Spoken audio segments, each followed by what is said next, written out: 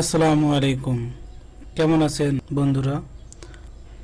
আশা করি নিশ্চয়ই ভালো আছেন। এফএনএফ টিউব চ্যানেলে আপনাকে স্বাগতম। এফএনএফ টিউব চ্যানেলের নতুন আরেকটি ভিডিও আজকে করতে যাচ্ছি। তো সেই ভিডিওটি হচ্ছে অনলাইন জন্ম নিবন্ধন সনদ।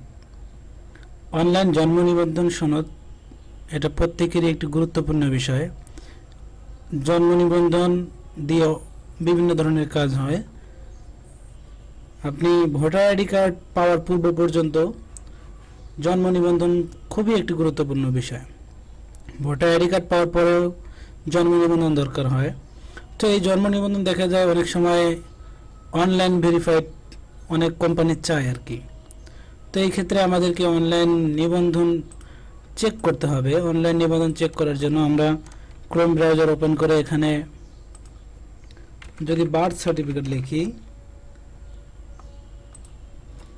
তো এখানে আমাদের সামনে জন্ম নিবন্ধন চেক করে যে এই যে ওয়েবসাইটটি আছে এটাতে আমরা ক্লিক দিই।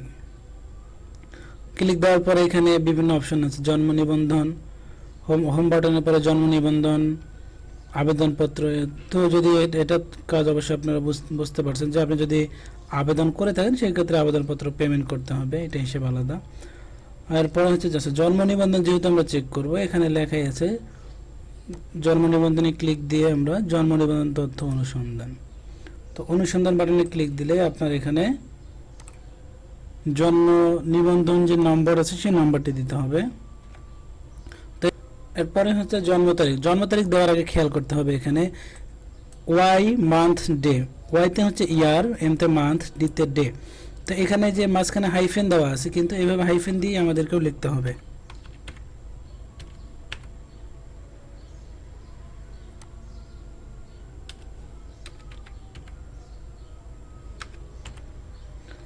তারপরে এখানে আমরা সার্চ অপশনে ক্লিক দিলে যদি আমার এটি করা থাকে আর কি, যদি অনলাইন করা থাকে সেই ক্ষেত্রে হচ্ছে অনলাইন শো করবে, এরকম ইন্টারফেস শো করবে। আর যদি না থাকে তাহলে এখানে লেখা থাকবে যে নট ফাউন্ড।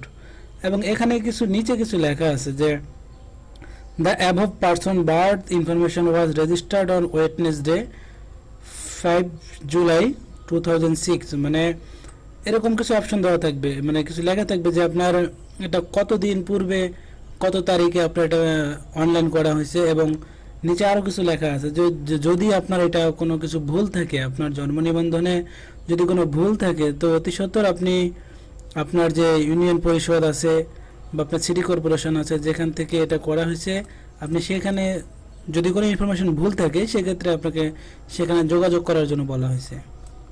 তো এভাবেই জন্ম নিবন্ধন অনলাইন ভেরিফাইড করতে হয়, চেক করতে হয়। আর আপনি যদি চান এটিকে প্রিন্ট দিবেন, কিবোর্ডের কন্ট্রোল পি বাটনে ক্লিক দিলে আপনি এখান থেকে প্রিন্ট দিতে পারবেন, অথবা আপনি সেভ অ্যাজ পিডিএফে ক্লিক দিলে আপনি পিডিএফ আকারে সেভ করতে পারবেন।